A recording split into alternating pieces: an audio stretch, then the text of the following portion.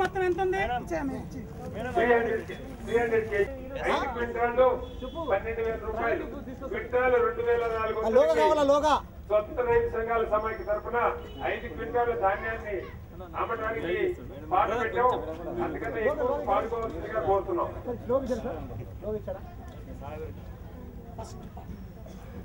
స్వతంత్ర రైతు సంఘాల సమాఖ్య పాట 5 క్వింటాలు 12,000 రూపాయలు. 5 క్వింటాలు 12,000 రూపాయలు. స్వతంత్ర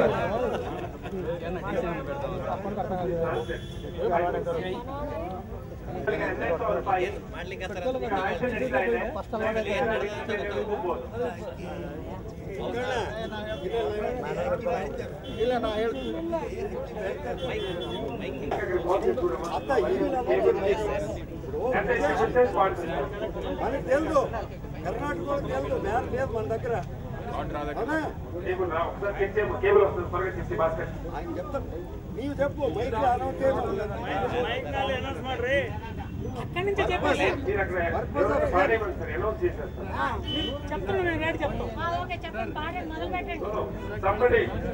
ఎవరైనా పాడదలుచుకుంటే రేట్ చెప్పండి, మేము చెప్పేస్తాం అక్కడ మైక్ లో. Please announce your begin there. Concept చెప్పండి. 12,000 ಎಕ್ಸ್ಟ್ರಾ ಪಾಡಂడి ಸರ್ ಕನ್ನಡದಲ್ಲಿ ಕಾನ್ಸೆಪ್ಟ್ ಹೇಳಿ ಯಾಕೆ ಇಲ್ಲಿ ಮಾಡ್ತಾ ಇದ್ದೀವಿ ಅಂತ. ಬಂಧುಗಳೇ, ಆಂಧ್ರ ರಾಜ್ಯ ಸರ್ಕಾರ ಆಂಧ್ರದಲ್ಲಿ ಬೆಳೆದಿರ್ತಕ್ಕಂಥ ಭತ್ತ ಮತ್ತು ಅಕ್ಕಿಯನ್ನ ಬೇರೆ ರಾಜ್ಯಕ್ಕೆ ತಗೊಂಡು ಹೋಗದಂತೆ ನಿರ್ಬಂಧ ಹೇರಿದ್ದಾರೆ. ಇದು ರೈತ ವಿರೋಧಿಯಾದಂತಹ ನಿಲುವು. ಈ ರೈತ ವಿರೋಧಿ ನಿಲುವನ್ನ ಧಿಕ್ಕರಿಸಿ ಲೋಕಸತ್ತಾ ಪಕ್ಷದ ನಾಯಕರಾದಂಥ ಜಯಪ್ರಕಾಶ್ ನಾರಾಯಣ್ ಅವರು ಒಂದು ಕಾಯ್ದೆ ಭಂಗ ಚಳವಳಿಯ ರೂಪದಲ್ಲಿ ಇವತ್ತಿನ ದಿವಸ ಅಕ್ಕಿಯನ್ನ ತಂದು ಪಕ್ಕದ ಆಂಧ್ರದಿಂದ ಕರ್ನಾಟಕದಲ್ಲಿ ಮಾರಾಟಕ್ಕಿದ್ದಾರೆ. ಈ ಅಕ್ಕಿಯನ್ನ ಇವತ್ತಿನ ದಿವಸ ಕರ್ನಾಟಕದಲ್ಲಿ ಆಂಧ್ರದಿಂದ ಬಂದು ಹರಾಜಾಗ್ತಾ ಇದ್ದಾರೆ. ಇದರ ಮೌಲ್ಯ ಸುಮಾರು 12,000 ಮೇಲಿದೆ. 5 ಕ್ವಿಂಟಲ್ ಭತ್ತ ಇದೆ. ಈ ಊರಿನ ಗ್ರಾಮಸ್ಥರು, ಜನನಾಯಕರು ಯಾರಾದರೂ ಇದನ್ನ ದಯವಿಟ್ಟು ಬಿಡ್ ಮಾಡಿ ಖರೀದಿ ಮಾಡಿ ಈ ಚಳವಳಿಯನ್ನ ಯಶಸ್ವಿ ಮಾಡಬೇಕು ಅಂತ ಹೇಳಿ ನಿಮ್ಮಲ್ಲಿ ಕೇಳ್ಕೊಳ್ತಾ ಇದ್ದೇವೆ. సమైక్య సంఘాల రైతు పాట 12,000 రూపాయలు. సమైక్య రైతు సంఘాల పాట 12,000 రూపాయలు ಘೋಷಣೆಯನ್ನು ಮಾಡಿದ್ದಾರೆ. ಅದಕ್ಕಿಂತ ಯಾರಿಗಾದರೂ ಜಾಸ್ತಿ ಬೇಕಿದ್ರೆ ನೀವು ಕೇಳಿ ಪಡಿಬಹುದು. సమైక్య సంఘాల 5,000. Satyanarayana 15,000. Satyanarayana 5 quintal 15,000. Venkatanarayana 5 quintal 15,000. First ఒకటోసారి 5 quintal Venkatanarayana 15,000. 5 quintal Venkatanarayana 15,000. First announcement ఒకటోసారి రామలక్ష్మి గారు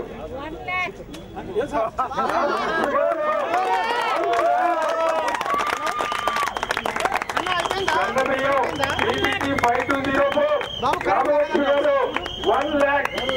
రామలక్ష్మి గారు 1 lakh. రామలక్ష్మి గారు 5 క్వింటాల్ BPT 5204 1 lakh. ఒకటోసారి, రెండోసారి, మూడోసారి.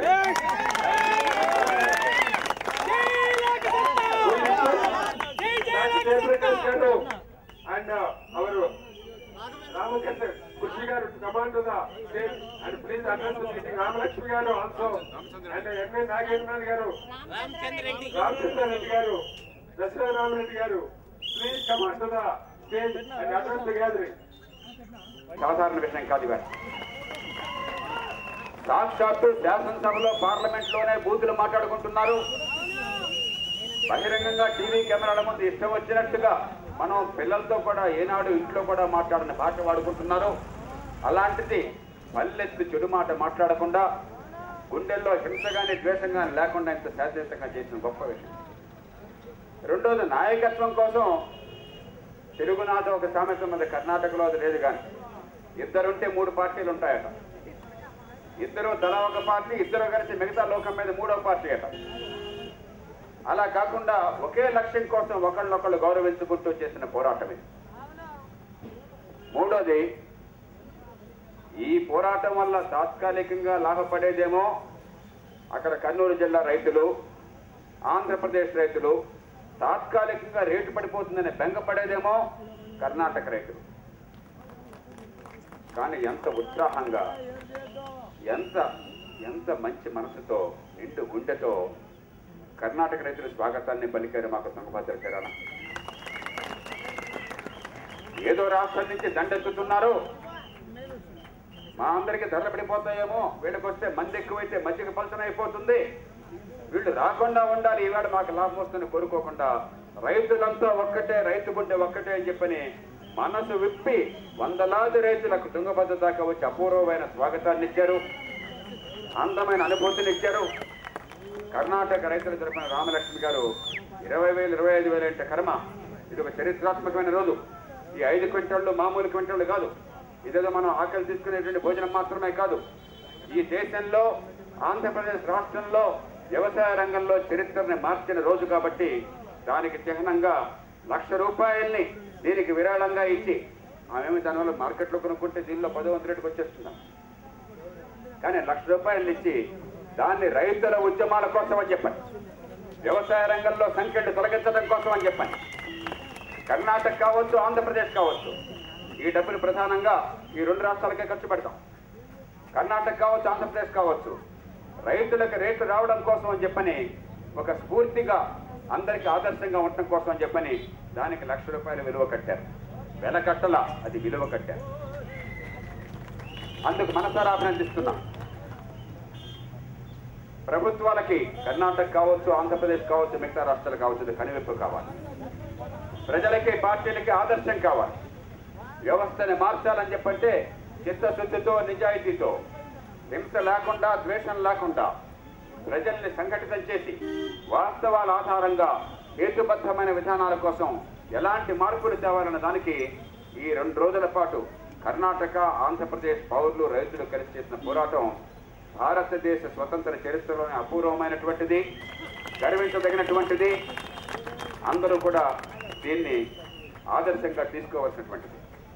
దీనిలో పన్నెత్తు మాట ఏ నాయకుడి మీద మన వల్ల, ఏ ఒక్క పార్టీని విమర్శించాల, ఎవరిని కూడా దోచుకునే ప్రయత్నం కానీ, కూలదీసే ప్రయత్నం కానీ చేయాల.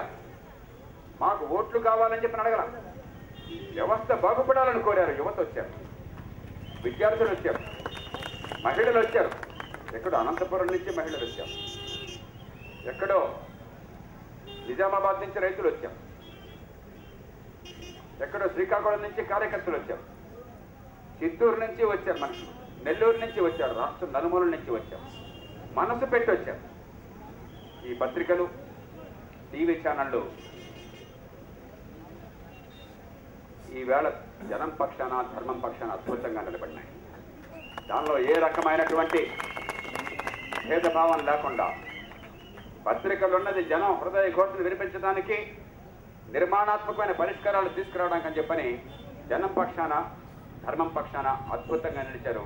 ముఖ్యంగా పాత్రికేయుల్ని, వారికి స్వేచ్ఛనిచ్చి ప్రోత్సహించినటువంటి యాజమాన్యాలని మనసారా అభినందిస్తున్నాం.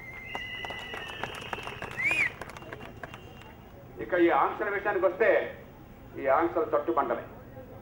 ఎప్పుడైతే మన స్టాక్ని సీజ్ చేసేటువంటి ధైర్యం కానీ, మనల్ని అందరినీ అరెస్ట్ చేసి జైల్లో పెట్టేటువంటి సంకల్పం కానీ ప్రభుత్వానికి, ప్రభుత్వ యంత్రాంగానికి లేకుండా పోయినాయో, ఇంక ఈ చట్టం తట్టుబండలని ప్రభుత్వం ఒప్పుకుంది. కాకపోతే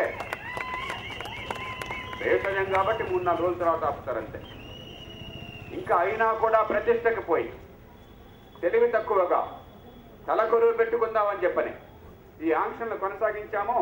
అక్కడ కింద అధికారులు లేదో, మేము చెప్పినా వెళ్ళలేదు, మాకేమో సమాచారం తెలియలేదు కాబట్టి వదిలేశారు, వాళ్ళ తప్పు, మేము గట్టిగా చేస్తామని చెప్పని కనుక భేకరాన్ని ప్రదర్శించినట్టయితే ఇంతకుముందే మనం చెప్పాం, ఈసారి ఖచ్చితంగా నిజామాబాద్ నుంచి నాందేడ్కి తీసుకెళ్తాం.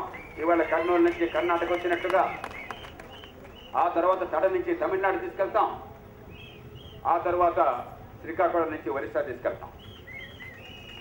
రాష్ట్రం అంతటా కూడా రైతులందరికీ పిలుపునిస్తున్నాం. చిత్తశుద్ధితో నిజాయితీగా నిలబడినట్టయితే మనకు రేట్ ఎక్కడుంటే అక్కడ అమ్ముకునే శక్తి వస్తుంది, హక్కు వస్తుంది. అది హక్కు, మన జన్మ హక్కు. పాకిస్తాన్ నుంచి ఉల్లిపాయలు దిగుమతి చేసుకున్న దేశం శత్రు దేశం. మనతో 3 సార్లు యుద్ధానికి దిగిన దేశం. మన ఉల్లిపాయ రేట్లు పెరిగితే 3 సార్లు యుద్ధం చేసుకున్న దేశం దగ్గర నుంచి నీకు ఉల్లిపాయ దిగుమతి చేసుకున్నాం. ఏమయ్యా, రైతుకు రేటు కావాలంటే కర్ణాటక వెళ్తే ఏం పాపం చేసినట్లు లెక్క? కర్ణాటక వినియోగదారులకు ₹1 తగ్గాలని చెప్పంటే ఆంధ్రప్రదేశ్ నుంచి దిగుమతి చేసుకోవడానికి అక్కడ ఏమి నష్టం? ఎంత మూర్ఖత్వాన్ని ప్రదర్శిస్తున్నాం.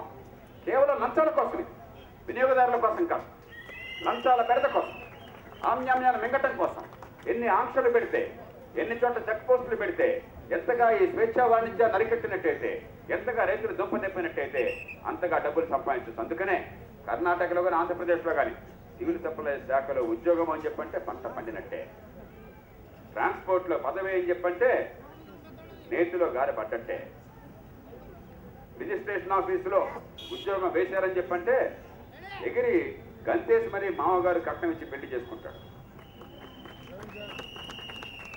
అంటే దేశాన్ని దోచుకోవడం కోసం తప్ప ప్రజలకు న్యాయం చేయడం కోసం కాదు.